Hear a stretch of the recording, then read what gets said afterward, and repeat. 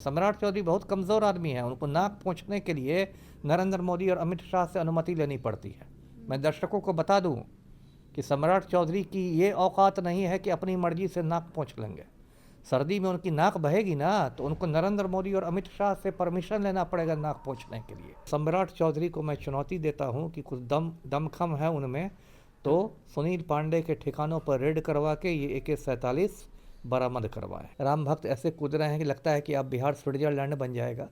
राम भक्त ऐसे कूद रहे हैं लगता है कि अब बिहार में बाघ और बकरी एक ही घाट पर साथ साथ पानी पिएंगे, NIT घाट पर। अभी तो 2-3 दिन पहले विभागों का बंटवारा हुआ तो उसमें ये चौंकाने वाली बात आई कि पलटू राम से गृह विभाग छीन के सम्राट चौधरी को चला गया है, जो बिहार के डिप्टी CM हैं, भाजपा के नेता हैं। नरेंद्र मोदी और अमित शाह ने पलटू राम को हुक्म दिया है कि गृह मंत्रालय भाजपा की झोली में दे दें, और पलटू राम ने उस हुक्म का पालन किया है, क्योंकि पलटू राम के पास और कोई चारा नहीं है। नीतीश कुमार के हाथ से जो है गृह मंत्री का विभाग जो है निकल चुका है। सम्राट चौधरी को जो है पदभार मिला है। इन्हीं सब मुद्दों पे बातचीत करने के लिए हमारे साथ ex-IPS अमिताभ दास सर हैं। बहुत बहुत स्वागत है सर आपका। जी आपका बहुत धन्यवाद, थैंक यू। क्या नीतीश कुमार कमजोर पड़ गए? जिस विभाग को कभी छोड़ते नहीं थे वो छोड़ना पड़ा।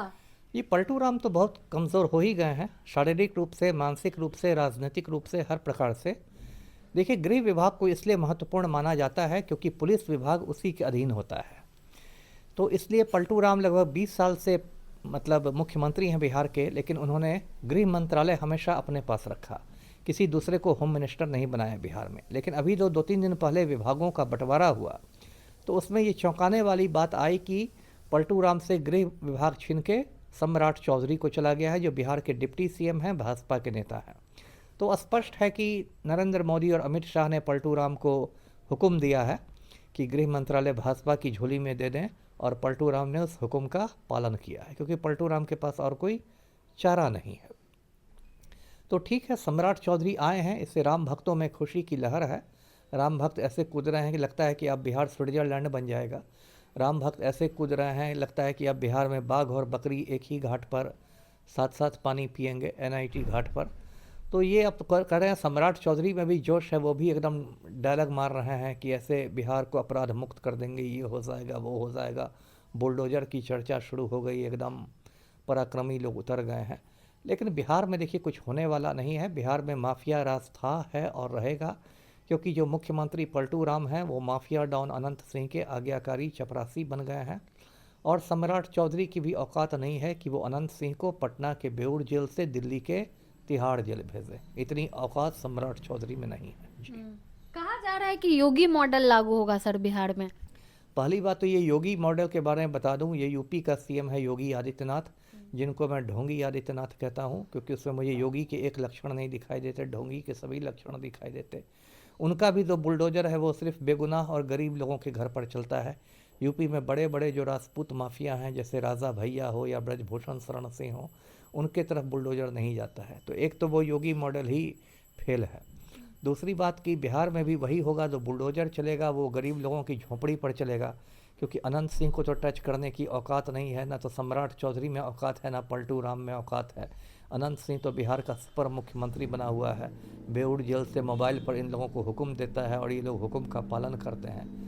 तो वो सब तो होगा नहीं। तो ठीक है, अपना इन लोग को डायलॉग मारने दीजिए। सम्राट चौधरी तो कह रहे कि अपराधियों की खैर नहीं है, बिहार छोड़ना पड़ेगा। नहीं, तो मैं आपके चैनल के माध्यम से सम्राट चौधरी को चुनौती देता हूं कि यदि थोड़ा उनमें दम है तो अनंत सिंह को पटना के बेऊर जेल से दिल्ली के तिहाड़ जेल भेजकर दिखलाएं। दम नहीं है सम्राट चौधरी में सर। नहीं, एकदम दम नहीं है, एकदम दम नहीं है। सम्राट चौधरी बहुत कमज़ोर आदमी है, उनको नाक पोंछने के लिए नरेंद्र मोदी और अमित शाह से अनुमति लेनी पड़ती है।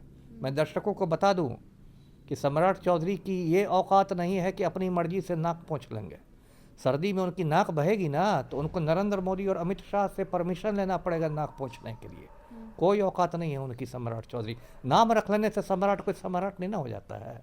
नाम रख लीजिए सम्राट, लेकिन रहिएगा मोदी के चपरासी जी। एक और सवाल उठ रहा है सर कि सम्राट चौधरी पे भी बहुत सारे मतलब आपराधिक बिल्कुल। मामले हैं। सवाल क्या, ये तथ्य है।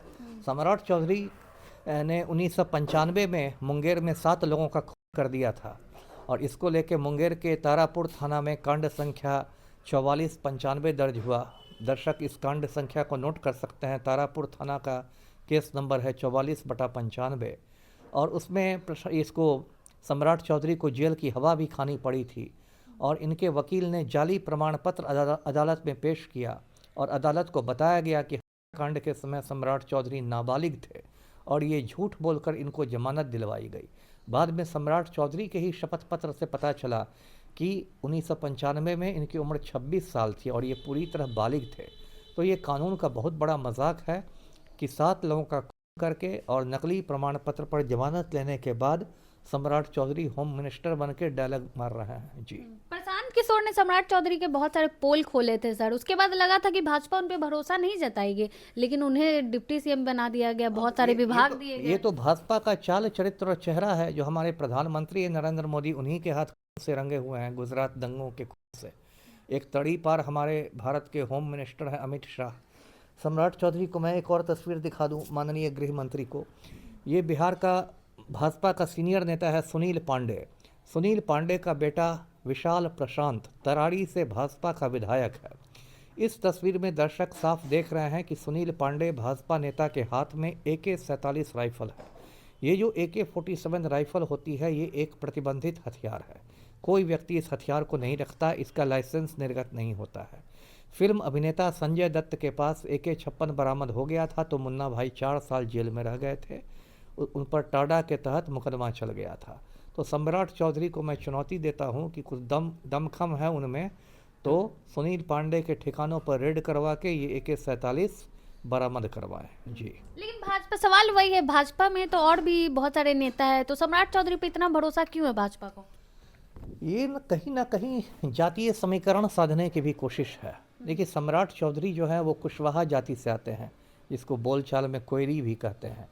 और बिहार में यादवों के बाद सबसे बड़ी जो आबादी है पिछड़ी जातियों में वो कुशवाहा लोगों की है, कोयरी की है। तो भाजपा एक तरह से जातीय समीकरण मतलब ये करना चाहती है, साधना चाहती है और पलटू राम को बैलेंस भी करना चाहती है। पलटू राम का समीकरण क्या रहा है? लवकुश समीकरण। लवकुश का मतलब कुर्मी और कोयरी होता है। तो पलटू राम खुद कुर्मी हैं तो उनको ये बैलेंस करने के लिए एक कोयरी को ले आया गया है, मतलब लव को बैलेंस करने के लिए कुश को लाया है भाजपा ने। बहुत बहुत धन्यवाद। हमारे साथ XIPS अमिताभ दास सर थे। तमाम मुद्दों को लेकर हमने इनसे बातचीत की। बाकी बुरी बातचीत को लेकर आप क्या कुछ सोचते हैं, अपनी राय कमेंट बॉक्स में जरूर दें। धन्यवाद।